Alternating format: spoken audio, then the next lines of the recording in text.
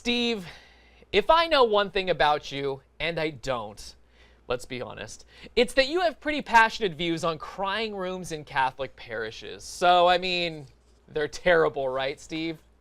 I mean, I grew up in a crying room. And, No. Yeah. That explains a lot, My parents, folks. no, I turned out great.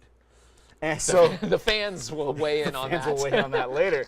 I turned out great. I think that it's completely up to you. I don't think cry rooms as a concept are bad. Plenty of parents want a cry room just for their own peace of mind because that's what they want. I'm not a parent, I wouldn't know. I think that like staring someone down and being, your child belongs behind that glass, that's wrong. Okay. I have experience here.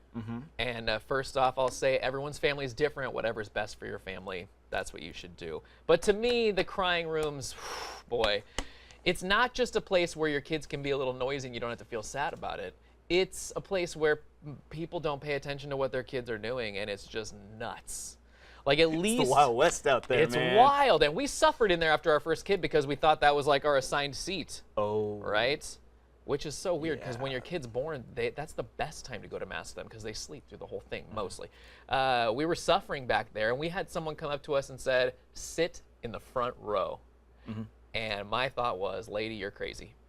Quite frankly, that was terrifying. But we did, and we do, sit as close to the front as we can, and it really worked for us. Yeah. Our kids paid attention more. They're not perfect. They're still wandering around a little bit.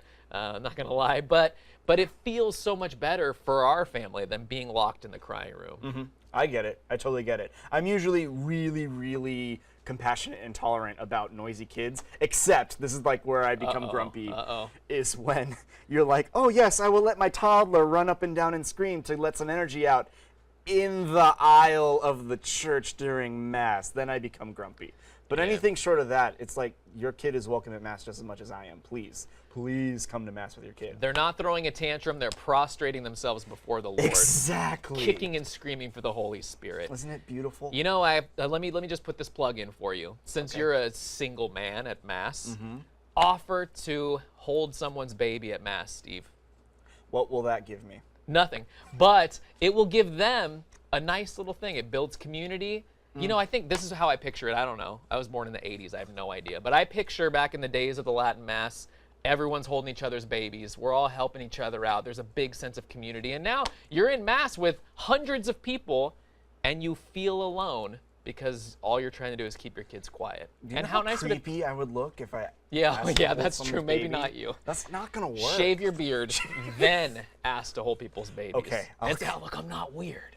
I'm not weird. But I I'll do hold consider any Mass where I get a baby to laugh a success. That's a good Mass. This is Steve making faces at your children from the back pew. They're funny. Pay attention to what's happening in the liturgy.